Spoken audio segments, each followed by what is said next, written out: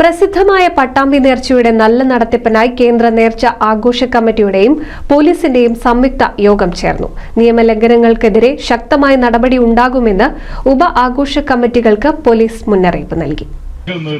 അടുത്തൊരു വർഷത്തേക്കുള്ള സൗഭാഗ്യം കാംക്ഷിച്ചു വരുന്ന ആ കാലഘട്ടം മാറി ഇന്ന് മദ്യവും മയക്കുമരുന്നും കഴിച്ച് കൂത്താടുന്ന വേദികളായിട്ട് ഉത്സവ പറമ്പുകൾ മാറാൻ നമ്മൾ അനുവദിച്ചു കഴിഞ്ഞാൽ ഇനിയുള്ള തലമുറയ്ക്ക് ഇത് നടത്താൻ വേണ്ടി പറ്റില്ല. നിയമം കർക്കശമാക്കിക്കൊണ്ട് ഇത് നിരോധിക്കേണ്ട കാലത്തിലടക്കം കാര്യങ്ങൾ പോവുകയാണ്.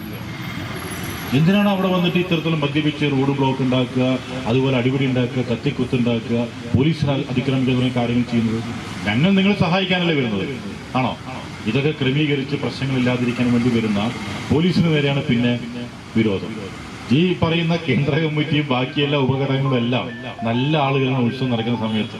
ചില സന്ദർഭങ്ങളിൽ ഒരു ഇഷ്യൂ ഉണ്ടായിക്കഴിഞ്ഞാൽ എല്ലാവരും പോലീസിനെതിരെ തിരിയുന്ന ദൗർഭാഗ്യകരമായിട്ടുള്ള കാഴ്ചകളുണ്ടാവുള്ളൂ. അങ്ങനെ ആകാൻ വേണ്ടി പാടില്ല. നിങ്ങൾക്ക് തോന്നുന്നുണ്ടോ പോലീസ് ഇല്ലാതെ ഈ ഉത്സവം ഭംഗിയായി നടത്താൻ വേണ്ടി സാധിക്കുമെന്നുള്ളത്? നടക്കില്ല.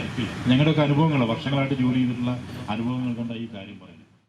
പട്ടാമ്പി 111 നേർച്ച ദേശോത്സവം ഫെബ്രുവരി 8, 9 തീയതികളിൽ രാവിലത്തെ കൊടികയറ്റത്തിനും വൈകുന്നേരത്തെ നഗരപ്രദക്ഷിണ ഘോഷയാത്രയിലും പങ്കെടുക്കുന്ന മുഴുവൻ ഉപ ആഘോഷ കമ്മിറ്റി ഭാരവാഹികളുടെയും കേന്ദ്ര ആഘോഷ കമ്മിറ്റി ഭാരവാഹികളുടെയും യോഗമാണ് പട്ടാമ്പിയിൽ ചേർന്നത്. നേർച്ച ക്രമീകരണ യോഗം പട്ടാമ്പി പോലീസ് സ്റ്റേഷൻ കോമ്പൗണ്ടിൽ ഷൊർണൂർ ഡിവൈഎസ്പി മനോജ് കുമാറിന്റെ നേതൃത്വത്തിൽ നടന്നു. സുരക്ഷയ്ക്കായി പട്ടാമ്പി ടൗൺ മുഴുവൻ CCTV ക്യാമറകളും വെളിച്ചത്തിനായി ലൈറ്റുകളും സ്ഥാപിക്കും.